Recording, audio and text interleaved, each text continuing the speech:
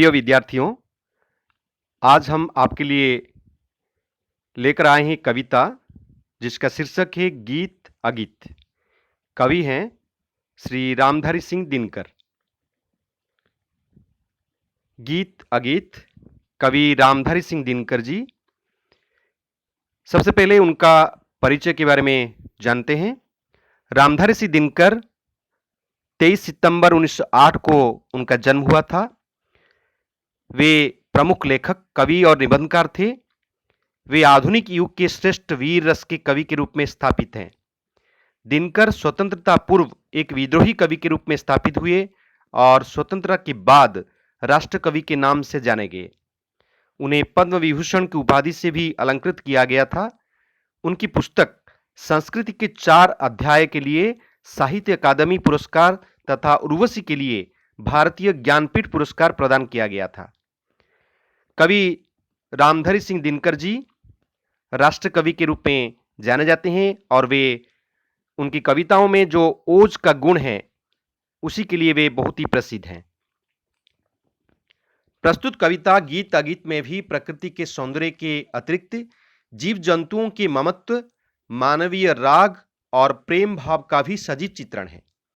कवि को नदी के बहाव में गीत का सृजन होता जान पड़ता है, तो सुखी के कार्यकलापों में भी गीत सुनाई देता है और अल्लाह गाता ग्वाल बाल तो गीत गान में डूबा हुआ दिखाई देता ही है।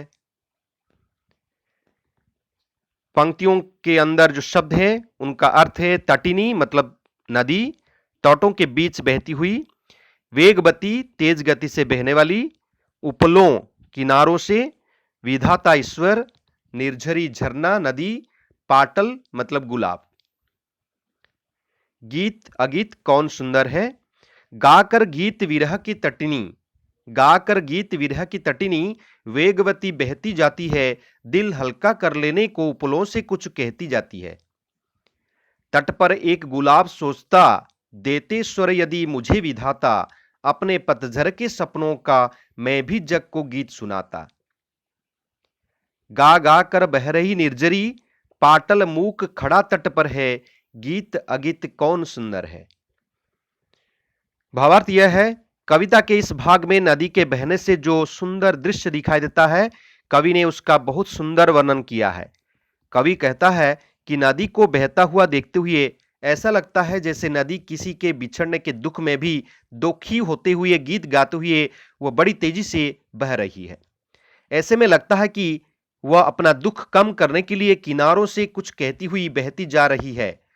कवि कहता है कि किनारे के पास में ही एक गुलाब चुपचाप यह सब देख रहा है और अपने मन में सोच रहा है कि यदि भगवान ने उसे भी बोलने की शक्ति दी होती तो वह भी पूरी दुनिया को अपने सपनों के गीत सुनाता। झरना भी बह बह कर गीत गा रहा है और गुलाब के किनारे पर चुपचाप खड़ा है।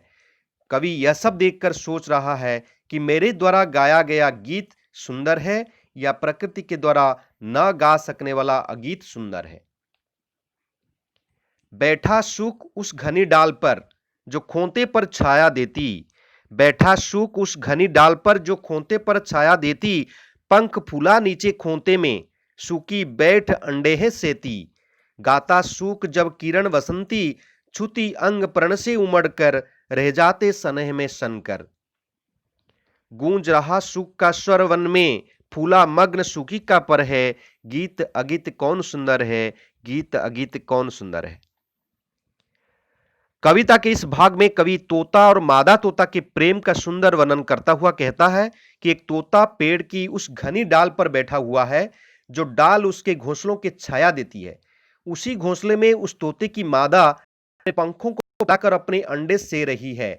कवि कहता है कि जब सूर्य की किरणें पत्तों से छनकर आती हैं और तोते के पंखों का स्पर्श करती हैं, तो तोता गाना गाने लगता है। उसका गाना सुनकर उसकी मादा भी गीत गाना चाहती है, लेकिन उसका गीत केवल तोते के प्यार में लिपट कर रह जाता है और उसके मुंह से कुछ नहीं निकलता। उधर तोते का गीत पूरे वन में गूंज रहा है और इधर उसकी मादा उसका गीत सुनकर फूले नहीं समा रही है, अर्थात वो बहुत खुश है।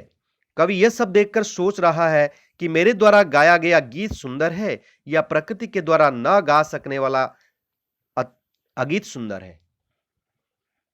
दो प्रेमी है यहाँ एक जब बड़े सांझ आला गाता है।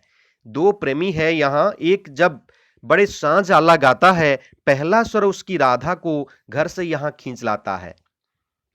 चोरी चोरी खड़ी नीम की छाया में छिपकर सुनती है। चोरी चोरी खड़ी नीम की छाया में छिपकर सुनती है। हुई न क्यों मैं कड़ी गीत की विधना यूं मन में गुनती है। वह गाता पर किसी वेग से फूल रहा इसका अंतर है। वह गाता पर किसी वेग से फूल रहा इसका अंतर है। गीत अगीत कौन सुंदर है। कविता इस भाग में कवि दो प्रेमियों का वर्णन करता हुआ कहता है कि वन में दो प्रेमी रहते हैं। दोनों प्रेमियों में से जब एक प्रेमी शाम के समय कोई लोकगीत गाता है तो उसकी प्रेमिका उस गाने को सुनने के लिए अपने घर से वन की ओर खींची चली जाती है। वह चोरी छुप छुप कर अपने प्रेमी का गाना सुनती है और मन में सोचती है कि वह उस गीत का हिस्सा क्यों नहीं बनती। जब प्रेमी गाता है तो प्रेमिका का मन प्रसन्नता से फूले नहीं समाता है। कवि यह सब देखकर सोच रहा है कि मेरे द्वारा गाया गया गीत सुंदर है या प्रकृति के द्वारा न गा सकने वाला अगीत सुंदर है। यह आप लोगों के लिए गृह कार्य है। प्रकृति से संबंधित कविताओं का संकलन आप कर सकते हैं, उसको करके दिखाएंगे। रामधारी सिंह दिनकर की कविताएं पुस्तकालय से लेकर पढ़िए। प्रकृति से संबंधित कोई एक कविता लिखिए। इस पीपीटी का जो स्लाइड शेयर से भी अपलोड किया गया है, आप लोग स्लाइड शेयर का लिंक इसमें दिया हूं, स्लाइड शेयर लिंक डालकर आप इस पीपीटी को भी देख सकते हैं। धन्यवाद।